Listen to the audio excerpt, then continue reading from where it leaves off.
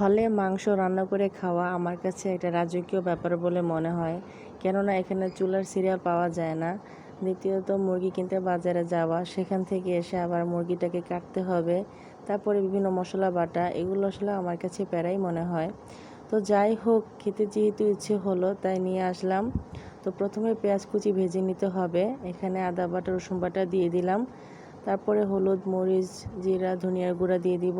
ভালো করে কষানোর পরে টমেটো কুচিগুলো দিয়ে দিলাম।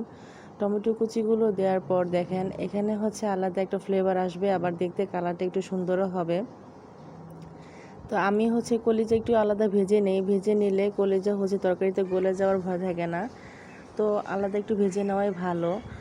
মাংস যত বেশি কষানো হবে তত বেশি স্বাদ পাওয়া যাবে। মুরগি মাংস কষানোতেই আসলে স্বাদ বেশি পাওয়া যায়। তো যাই হোক, আলহামদুলিল্লাহ তৈরি হয়ে গেল আমার মাংস রান্না। দেখতে কালারটা কেমন হয়েছে সবাই জানাবেন।